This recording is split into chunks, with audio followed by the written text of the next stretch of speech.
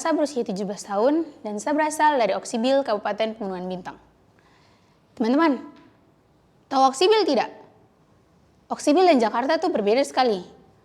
Mungkin kalau di Jakarta yang teman-teman lihat itu banyak bangunan yang tinggi, banyak polusi, banyak macet.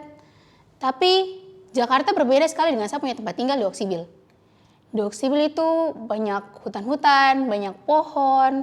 Dan yang paling saya ingat, kalau misalnya di Oksibil itu sulit sekali untuk listrik. Dan apalagi kalau misalnya musim kemarau itu airnya susah sekali. Dan kalau misalnya mau belajar, kita harus tunggu gurunya kita dulu untuk masuk ke sekolah. Dan kalau misalnya gurunya kita tidak masuk, ya berarti hari itu juga kita tidak belajar. Dan untuk akses buku di sana tuh sulit sekali teman-teman. Sekarang saya bersekolah di Sekolah Jenius Tangerang. Saya punya aktivitas di sekolah kurang lebih sama kayak teman-teman. Dari Senin sampai Jumat, saya habiskan waktu untuk belajar dari pagi sampai dengan malam. Dan kalau untuk Sabtu Minggu, biasanya saya habiskan waktu untuk bermain dengan teman-teman, untuk olahraga. Dan biasanya waktu Sabtu ini, saya punya waktu untuk telepon saya punya keluarga yang ada di Papua. Dari Senin sampai Jumat, saya belajar banyak mata pelajaran. Tapi yang paling saya suka tuh ada 2 mata pelajaran. Ada biologi dan proyek penelitian. Di biologi ini saya belajar tentang makhluk hidup, saya belajar tentang lingkungan, dan saya belajar tentang tumbuhan. Teman-teman, tahu buah merah tidak? Sama seperti namanya, buah ini tuh warnanya merah. Dan biasanya kalau misalnya di rumah, saya punya orang tua kalau misalnya mau makan buah merah itu, kita jadikan saus, terus kita campur dengan ubi-ubian. Atau ubi-ubian ini bisa punya tempat tinggal, kita sebut boneng. Setelah belajar biologi, saya belajar tentang proyek penelitian. Di proyek penelitian, saya belajar untuk meneliti. Teman-teman, setelah belajar proyek penelitian, akhirnya saya tahu kalau misalnya buah merah yang selama ini saya makan itu tidak sepenuhnya bisa dikonsumsi. Jadi sekitar 67% punya potensi untuk menjadi limbah.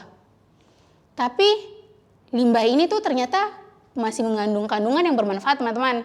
Misalnya kayak vitamin, ada antioksidan yang tinggi, dan juga aktivitas antibakteri. Nah, aktivitas antibakteri ini teman-teman yang kemudian saya manfaatkan dalam pembuatan sabun obat. Saya kerjakan sekitar 2 minggu di laboratorium. Saya ujikan terhadap 2 bakteri yang menyebabkan jerawat dan juga yang menyebabkan sakit perut. Dan sabun buah merah ini ternyata ampuh untuk menghambat pertumbuhan bakteri sebesar 96%. Saya punya hasil penelitian ini, saya sudah lombakan sampai tingkat nasional maupun internasional. Sabun obat ini juga saya punya teman-teman dong di sekolah, dong suka pakai. Terus saya punya guru-guru dan juga saya punya keluarga yang di Papua juga sudah pakai sabun obat ini. Teman-teman, kalau teman-teman dengar saya cerita, mungkin teman-teman pikir dari kecil itu saya sudah suka untuk belajar. Saya juga selalu masuk sekolah. Kalau misalnya saya orang tua suruh saya buat belajar tuh, saya selalu belajar. Tapi sebenarnya tidak teman-teman. Saya juga ada rasa malas. Dan kalau misalnya saya orang tua suruh belajar tuh, kadang-kadang saya tidak mau belajar. Tapi semuanya itu berubah teman-teman.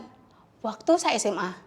Di SMA, setelah belajar untuk meneliti, saya akhirnya menemukan saya minat dalam penelitian. Di penelitian, saya belajar untuk mengajukan pertanyaan. Selain itu, setelah mengajukan pertanyaan, saya juga diarahkan untuk mencari jawaban dari saya punya pertanyaan. Teman-teman, tadi saya sudah cerita soal limbah yang ada di lingkungan. Tapi sebenarnya limbah tuh bukan cuma yang ada di lingkungan saja. Dalam dirinya kita pun ada limbah. Sama seperti limbah di lingkungan yang kalau misalnya kita tinggalkan begitu saja akan buat udara jadi tidak enak. Terus kalau misalnya ditinggalkan terlalu lama akan menimbulkan penyakit. Sama kayak limbah yang ada dalam dirinya kita teman-teman. Limbah itu seperti pikiran negatif, rasa tidak percaya diri, rasa malas, yang kalau misalnya kita tinggalkan dalam diri kita, itu akan menumpuk dan akan mengganggu aktivitas kita.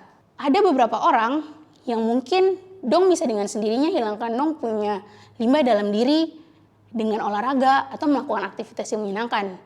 Tapi ada beberapa orang juga yang butuh bantuan orang lain untuk menanggulangi limbah yang ada dalam diri mereka. Karena itu, saat kuliah nanti, saya ingin memperdalami ilmu psikologi dan menjadi seorang psikolog untuk membantu orang-orang untuk mengurangi limbah dalam diri mereka. Teman-teman, saya yakin kalau misalnya saya bisa, pasti kamu semua juga bisa.